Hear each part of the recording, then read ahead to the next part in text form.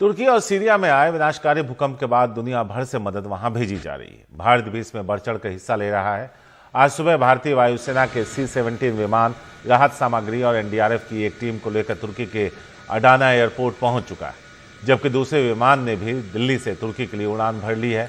पहले विमान में एनडीआरएफ के 50 सदस्य, डॉग स्क्वाड, ड्रिलिंग मशीन, राहत सामग्री और दवाइयां थी। दूसरे विमान में भी राहत और बचाव कार्य से जुड़े सामान लेकर जाया जा रहा है। उमा शंकर सिंह है हमारे साथ इस बारे में ज्यादा बात करने के लिए, सीधे उनके पास चलते हैं। उमा, जो अभी कल से लेकर अभी तक के जो हालात हैं वो तस्वीरों के जरिए हमने दर्शकों को बताया। अगर वहां के ताजा हालात के बारे में बता दे सकें आप, क्योंकि अक्सर होता यह है कि जब भी इस तरह का हादसा होता है उमा, तो 3-3, 4-4 दिन बाद भी हमने खबरें देखी है जब लोगों की जिंदगियां बचाने में कामयाबी मिली है। ऐसे में कोई उम्मीद छोड़ता दिख नहीं रहा होगा वहां। जी शारिक, देखिए हर बीतते पल के साथ चुनौतियां जो हैं वहाँ पे बढ़ती जा रही हैं। अब भूकंप के एक के बाद एक अब तक 5 झटके आ चुके हैं। पहले झटके में अगर कोई मकान कमज़ोर हुआ, कोई इमारत कमज़ोर हुई तो दूसरे झटके में वो गिरा, दूसरे में कमज़ोर हुआ तो तीसरे में गिरा। इस तरह की जो वहाँ पे इस तरह के जो हादसे हैं वो हो रहे हैं।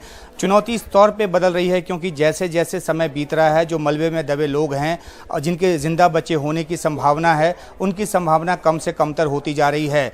प्रशासनिक अमला कम पड़ गया है क्योंकि तबाही इतने बड़े इलाके में हुई है और बहुत सारे इलाकों में पहुंच पाना मुश्किल हो रहा है क्योंकि सड़क संपर्क जो है वो टूट गया है।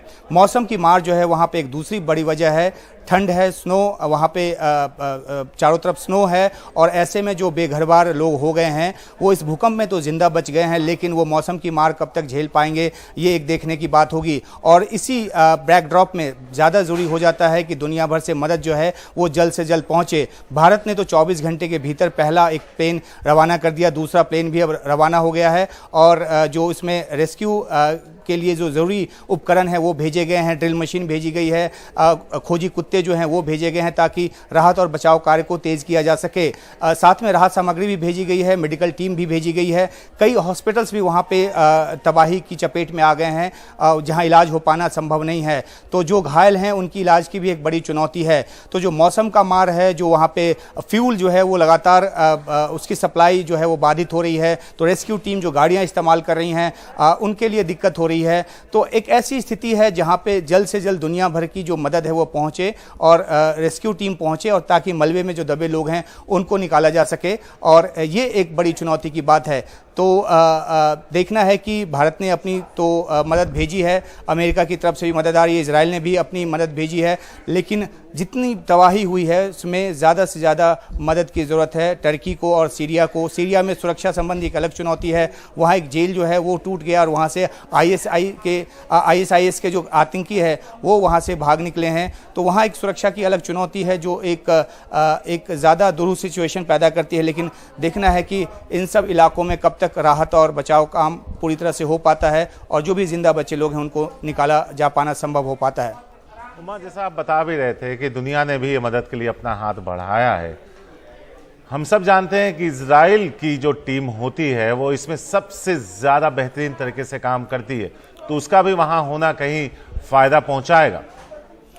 जी बिल्कुल, जो भी डिजास्टर होता है, बड़े डिजास्टर होते हैं, नेचुरल क्लाइमिटी होती है, उसमें एनडीआरएफ टीम जो है वो काफ़ी बढ़ चढ़ कर हिस्सा लेती है और वो एक बिल्कुल एक प्राइम फोर्स है जो इस तरह की सिचुएशन में काम करने के लिए विशेषज्ञता जिसके पास है, और इसीलिए फौरी तौर पे तुरंत ये फैसला किया गया और एनडीआरएफ की 2 टीम जो है वहाँ पर भेजी गई है और ज़्यादा जो टीमें हैं वो भेजने पे विचार चल रहा है। निर्भर ये भी करता है कि वहाँ पे ग्राउंड सपोर्ट क्या मिलता है। यहाँ से एनडीआरएफ की टीम वहाँ चली जाए लेकिन वहाँ पे फ्यूल न मिले, वहाँ वाहन न मिले उनको मूव करने के लिए, क्योंकि ये इलाका जो है वो सुदूरवर्ती इलाका है।